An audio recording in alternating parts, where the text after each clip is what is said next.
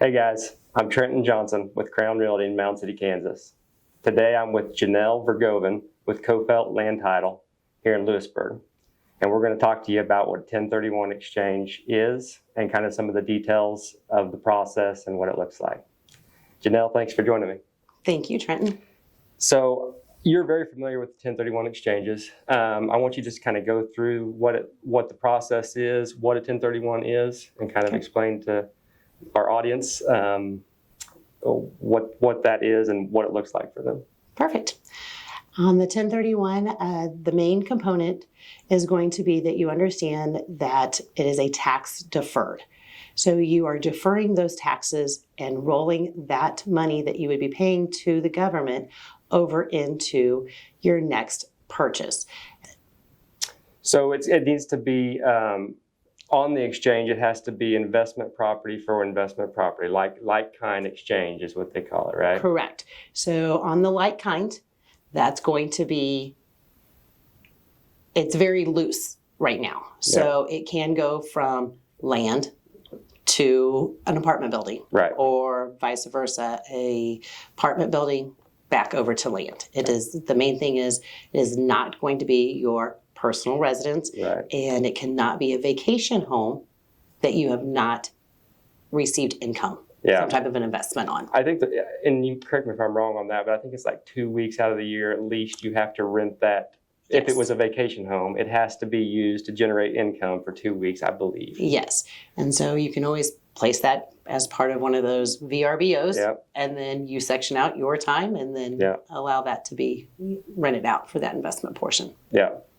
So you can go, like you say, land to apartment building, but must be investment is the main highlight. That's correct. Yeah. Okay.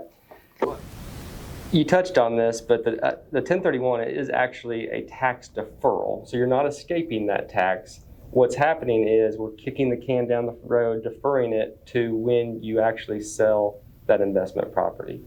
Not everybody sells the investment property. Sometimes they pass it on. Once they pass it on to their heirs. But if you do ever sell it, kind of explain that and how you're going to go back to the original property as your basis. Yes. So whenever you do decide to sell, you do have to keep that property before you can do another 1031 on that property. Mm-hmm. So you can do a 1031 again. Mm-hmm. The standard is right at 2 years before that can be done. And there again, if you place it into a trust or over into the children's names, then there again, once you pass, then the kids would have to pay that tax. Right. And that would all go back to the very beginning. And if you sell it prior to passing away, you're gonna pay the tax, and your basis is going to be what your original property was. Correct. So if your original property cost $100,000, that's what the basis was, and then you stepped up to another property that's maybe of a value of $300,000. Right. And a few years down the road, you sell it for $400,000. Well, you're going to pay the difference from what that $100,000 to what you sold it for. Yes. And that's where the tax is going to come in. And a lot of times, you may be getting rid of one property, and you may be purchasing three additionals. That's a great point. Yeah. So. Yeah, it's not just one for one. You can. That's exactly right. You can go up to 3. And the goal is to use all the money that you sold from the relinquished property, so that you don't have to pay tax. But if you choose not to, you can take some. You can profit take out of it. Yes, and that will be subject to capital gains. That's exactly right. Yeah. For homeowners, for your personal residence, there is an option through the tax code called a Section 121 exclusion.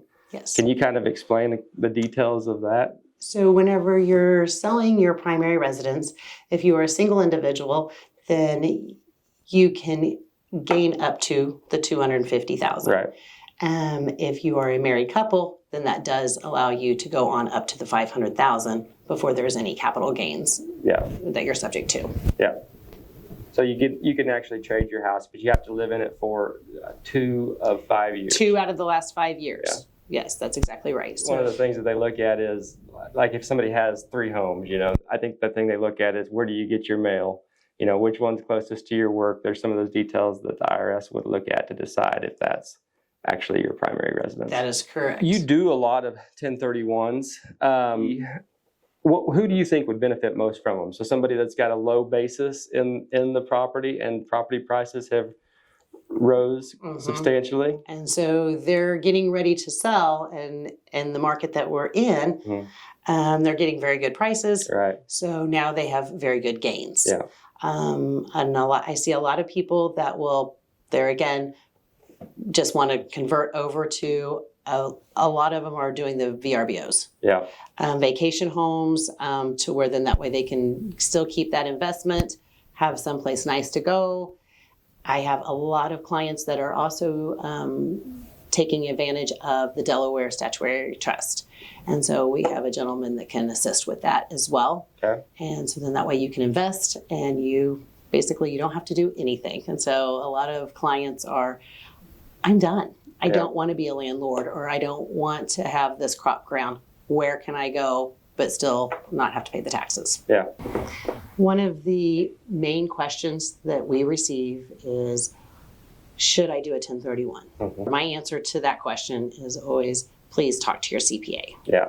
Your CPA is going to be able to guide you on where you lie in the tax bracket. Right. So then that way you know what type of gains that you're going to be subject to. Yeah, because it's not always a benefit, Correct. It can be a huge benefit, but it's not always. That's not always the case. So if somebody has questions or would like to do a 1031, how do they get a hold of you? So you can just give me a call at 816-581-2223 right here at Coffelt Land Title. Okay, and we'll put Janelle's contact information in the comments with her phone number or way to reach her right there. Thanks for joining us and have a good day. Thank you.